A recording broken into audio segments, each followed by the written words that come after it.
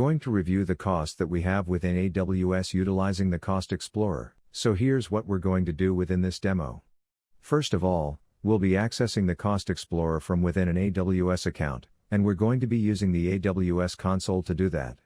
And then, we'll be reviewing charges by service for our AWS account.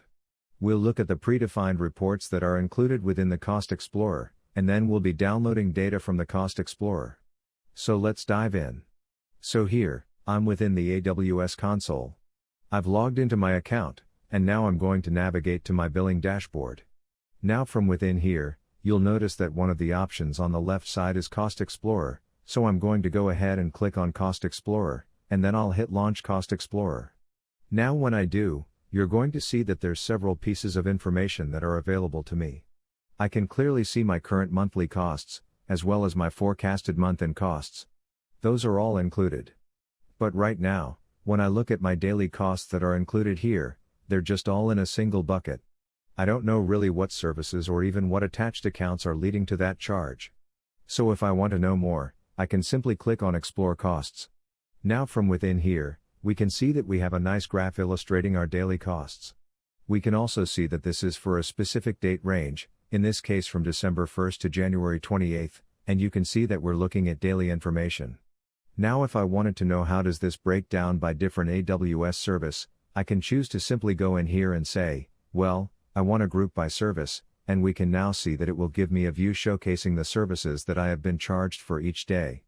For example, some of this is for CloudTrail, some of this is for EC2 instances, and there's other services along the way.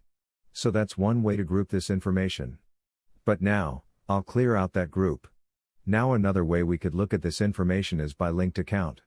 So if you remember, when we talked about an AWS organization, we mentioned that you could have multiple AWS accounts within your organization, and this allows me to see the charges that are incurred per linked account. Now in this case, I have a specific account, eIndia Info Hub Demo, which I use for all of my eIndia Info Hub courses, and I can see the costs each month that were relegated to that specific account. Now I'm going to go ahead and close out the linked account group. Now we can also group by many other things, including tag, which we talked about in a previous clip, as well as availability zone. We can even do it by cost category. However, we also have access to some reports that AWS has already created for us. So if I click on the reports option here, I can now navigate to monthly cost by service, and this is going to give us another view, not a daily view, but a monthly view where we can see where it's broken down across each of the services. And we can see that this is for the last 6 months. Now you can look at all of these different reports that AWS has provided. Many of these are going to be useful to you if you're trying to manage and optimize your AWS costs. Now let's say we want to take this information in monthly costs by service, and we want to be able to pull it out and maybe do some work within Excel. Well, we can download all of this data as a CSV file so that we can access it later and potentially even share it with other individuals that might not have access to our AWS console.